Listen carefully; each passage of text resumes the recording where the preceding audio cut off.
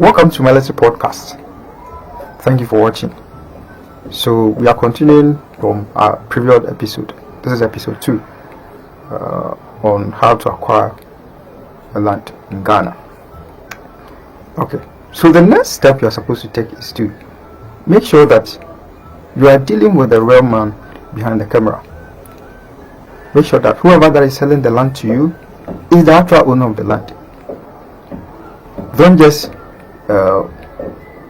get yourself fooled by any middleman or any imposter. In Ghana, we love dealing with middlemen. Things that we are supposed to do by ourselves, would want to pass through someone to be able to do it. Try as much as possible to engage the owner of the land. If it is a family land, make sure that the family members involved are present before you do the transaction. Make sure that every member that matters within the family is present. And if you are buying it from a chief, make sure that the chief, the elders, and whoever that matters in the palace are present before you do the transaction.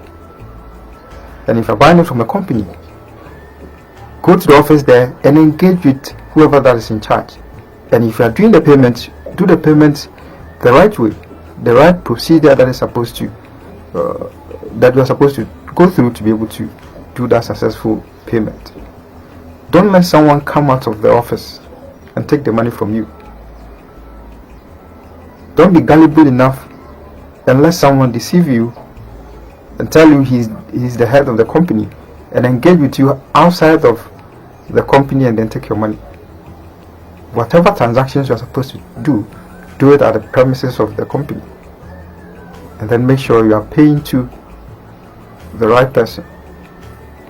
Because if it's a family land and then you pay to one member of the family, the rest will come and tell you they are not selling the land. By then, the person that has taken your money would have run away. Or even if the person is around, you may drag the person to get your money, and if you are not lucky, you may end up losing the money. So that is why it is important you get every member, if it's a family land, every member of that family involved in your transaction, so that if there are litigation issues, that is the entire family that sold to you, so you are safe. But if one person from that family sells to you without the knowledge of the rest, it may be null and void, and getting your money becomes a problem. And even if it is chieftaincy land, and then one comes out of the chief palace and tell you he's this, he's that, and he can take the money on behalf of the chief, don't give your money to such a person. Hand the money over to the chief at the chief palace. Even if it's a chief, don't hand the money to him outside the palace. Give it to him or her at the chief palace. Make sure that the elders that are supposed to be involved are there before you hand over the money to the person. If you're buying it from someone who already bought it from a chief or a family and want to sell it to you, you'd have to wait and do certain background checks before you do the buy. So this is the end of this episode. Stay tuned for the next episode.